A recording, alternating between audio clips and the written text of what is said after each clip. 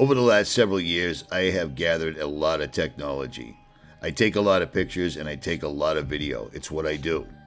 And I've equipped my truck to deal with stuff like this. I've set it up so that I can charge all my laptops, all my camcorders, etc. in the most adverse conditions. And I'm always looking for the newest and best technology, the smaller the better.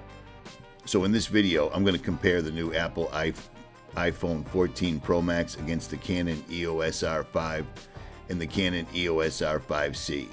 And if you want to see how that comes out, you're going to want to sit back, you're going to want to relax, and you're going to want to check this out.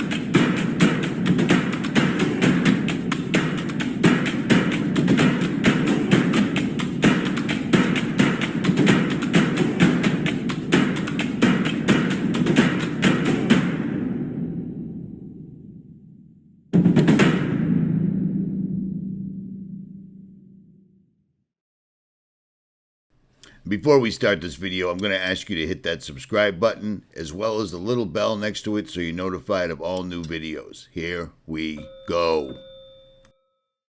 Okay, quick disclaimer. I'm not a technology review channel. I'm an overland survival off-road channel that has an awful lot of cutting-edge technology.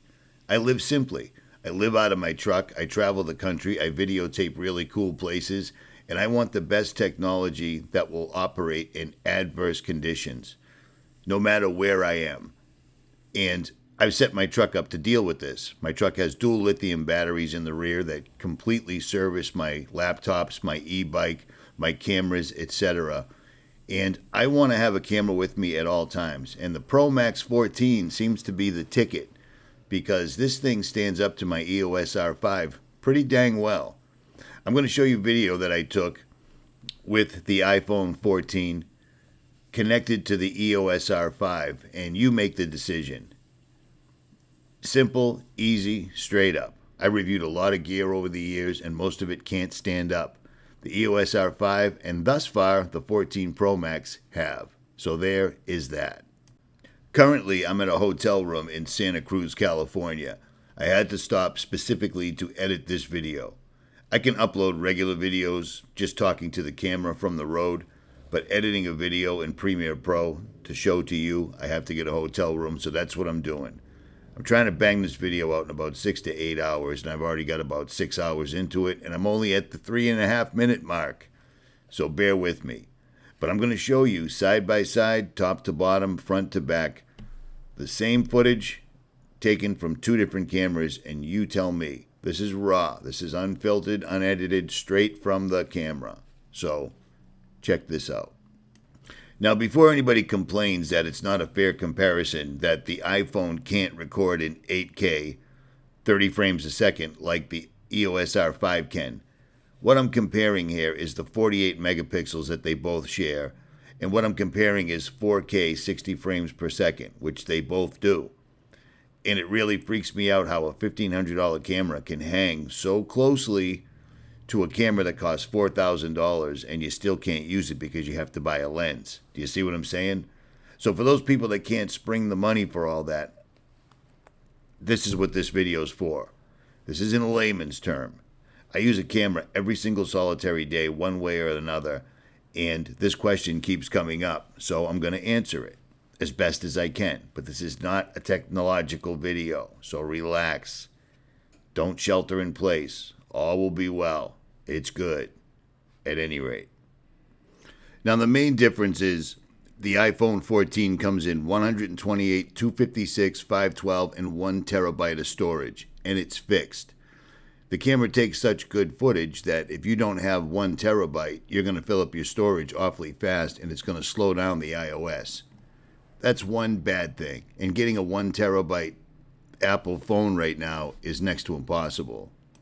Now the EOS R5 and the EOS R5C have 2 SD card slots, one regular and one express, and you can basically max them out. You can go as far as you want with storage because both of these cameras are made to go to 8K. I've never actually used 8K, but you can do it. So there's one difference. And I'd have to say the winner in that category is the EOS R5. But the iPhone 14 Pro Max can actually zoom. It can zoom 3 times optically and up to 15 times digitally, which is a pretty nice setup because the EOS R5, you're going to be changing lenses, period. So I'd have to say the winner in that category, in my opinion and in my experience, would be the iPhone Pro Max. One other thing is battery life. The battery life on the 14 Pro Max pretty much lasted me recording all day, while I had to swap out batteries on the EOS R5 twice. So again, winner on that category would be the Pro Max. But when it comes down to footage, that's what you're looking at this video for. So after 6 minutes and 34 seconds, here it is.